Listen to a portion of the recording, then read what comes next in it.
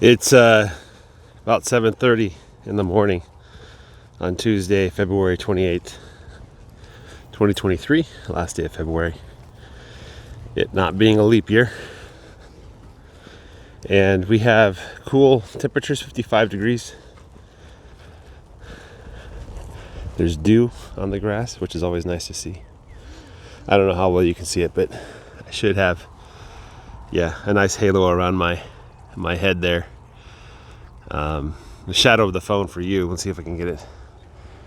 So that halo is caused by the sun being reflected back, and obviously the shadow is where your head is blocking the sun. So anyway, I moved them into a third pasture of 7 in this row. I thought I'd talk a little bit about why I chose the magic number 7 and 3.5. So back grazing is an issue, and what back grazing is if your cows start munching on the grass just as it starts to grow. That's really bad for the grass, and so you want to prevent back grazing. And one of the ways you can do that is you rope off the old areas. There's 19 being assertive. You rope off the old areas, right? That takes a lot of work, and I used to do that. But another way you do that is you just be sure to get them off that ground within about 3 days. So 3.5 days, that's about the right time. Another reason why 3.5 days in a row is the cows they like to form little cattle trails. And if you give them too much time in an area, they'll start to track in a cattle trail. But 3.5 days is about the limit when they'll just start to build a trail, but it won't quite last for long. And sometimes you can see the faint shadow of a cattle trail in some of these rows.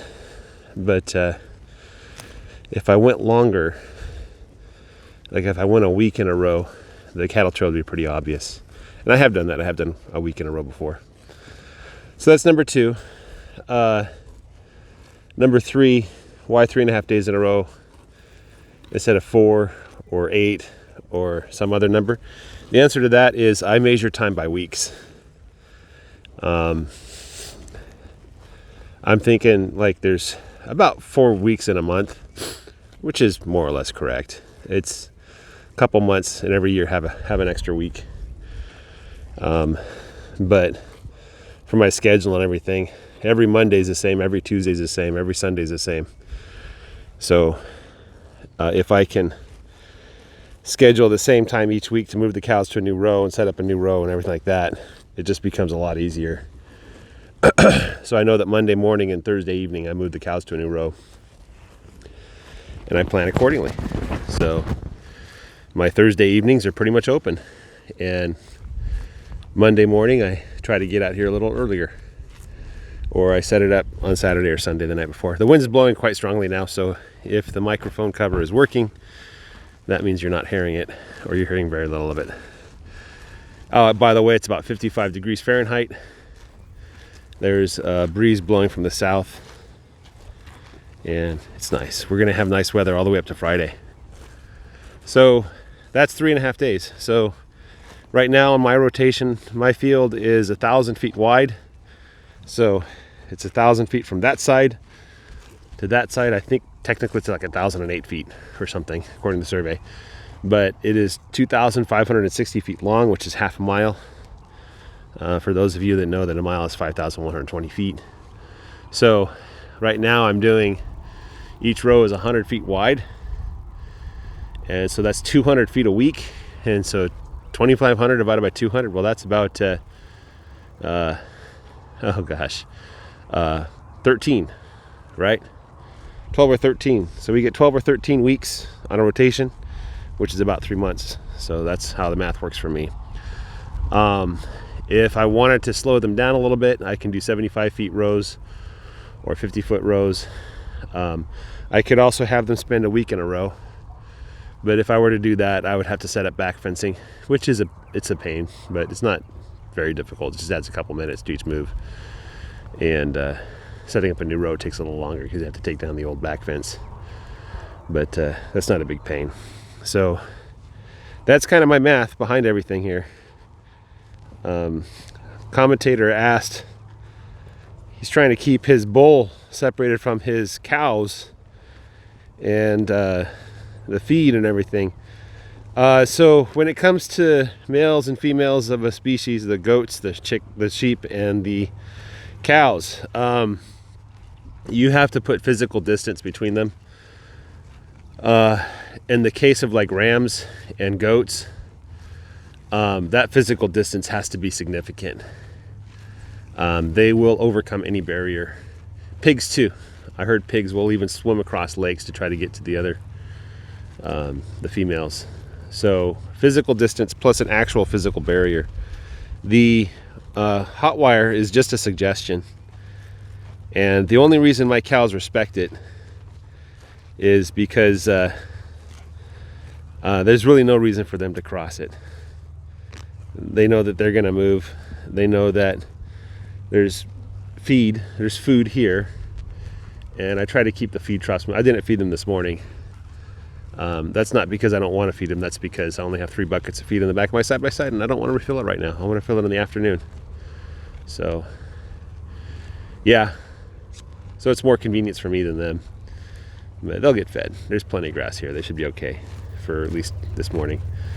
But the sheep are notorious, and Greg Judy explains this multiple times. So he uses a single hot wire for his sheep. I think he only rotates them like every couple days, every 3 or 4 days. And he writes about it a lot in his books, about trying to keep sheep behind a hot wire. And his strategy is twofold. Number one, if a sheep gets out, it gets sold, right? I don't have that luxury. I don't have enough sheep to just sell them willy-nilly like that. But his theory is that, you got to breed the ones that get out. You got to breed those genes out of your flock.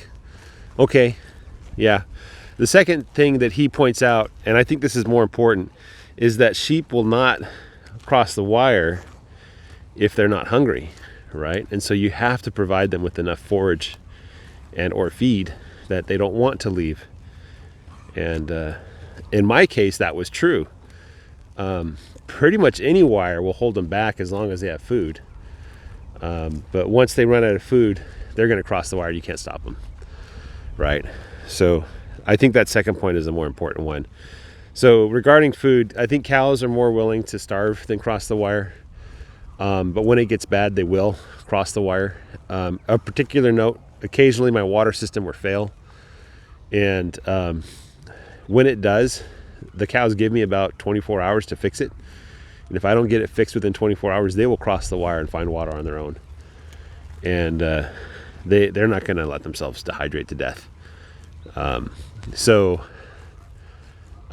the cows, they get really upset when there's no water. That's kind of the thing. They can go without food for a while. They're tough and big animals. They don't really have to be fed that often to survive. Obviously, if you starve your cows, they're not going to grow very fast. They're not going to grow very big. You're not going to get the best meat. So don't starve your cows. I did read, somebody commented on one of Greg Judy's videos years ago, and he said he does every year what's called a protein starvation, where he deprives his cows of protein for, I think, like 2 weeks. And his theory is that if you deprive them of protein, then the body goes into this mode where it starts digesting itself, and it sloughs off all the weak and dead cells and the viral infected cells. It kills them all, and kind of reboots and the immune system or something like that. I don't really understand, but he claims that he's done that. He doesn't vaccinate his cows. He just starves them like once a year for a couple of weeks. He just feeds them like dead hay that doesn't have any protein in it. And his cows are healthier for it. So they're big animals. They can take it a little bit. They have, especially if they have a layer of fat, they should be okay for a little bit. But when it comes to water, the cows, they drink a huge amount of water. Hey, number 19. You curious? They drink a huge amount of water.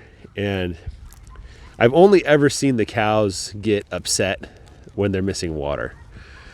So the sheep, on the other hand, watching the sheep, they only pee like a tiny bit.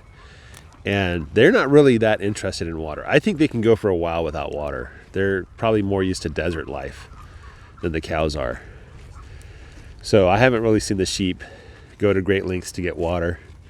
But the minute they run out of grass, they'll cross the wire. Like literally. If there's no more grass left or no more forage, they'll cross the wire. You know, they're gone. Maybe they get a lot of their water from the grass. I don't know how that works. But anyway, yeah, the goats. I have not raised goats. I want to try goats, but I'm fairly convinced that hot wire will not contain goats. And if I were to do goats, I would get some kind of netting. The sort of netting that, with the big holes, that's tall. And dealing with netting with the chickens, it was kind of a pain in the butt. The reason why the netting's hard is when you go to pick it up, it becomes unwieldy and it gets tangled. And there's a way to do it. It's not too bad. But I got the long nets. Some people say get the shorter ones because they're easier to deal with, and that's probably true. But netting is it's a different animal. The other thing too with goats is I would have to rebuild my exterior fence and keep looking at it and keep protecting it. And goats are notorious escape artists. And the saying is that if your fence can hold water, it might hold a goat. So anyway, so that's about containing the animals. The cows are less willing to cross the wire, but they will if they need to. So, and the bulls and the cows, you can't keep them separate. You have to keep them far apart from each other and put a physical barrier between the two. So my neighbor's bull jumped the fence. Let me just kind of show you this fence really quick. And this video is getting long, but it's a 4 foot, 5 foot fence. I want to say 4 foot at least, but just jumps it, they're not scared of barbed wire. And I've seen the bull, I tried to herd the bull back to his property. And when the bull got alone, cows don't like to move alone. They like to have buddies, especially when there's some stress like herding. But yeah, so the bull, we were trying to herd him, and we got him separated from the cows. And at one point he kind of got spooked, and so he ran through the barbed wire. He just went right through it. And I was like, oh man, he's probably cut up. No, he wasn't cut at all. But the barbed wire is also a suggestion for cows. They just avoid it. But they could, if they wanted to, jump over it or go through it or just walk on top of it. So, yeah, I want to say this is 4 foot. This is 4 foot, but I've seen cows jump this. I've seen cows jump over a 6 foot barbed fence. I have a barbed wire fence near my pen. Cow jumped over it. Just whoop. So, yeah. Anyway, that's all I got for you guys today. Looks like the water's doing well. It looks really clean. They drink a ton of water. Cows love water. Have a great day, guys. Bye-bye.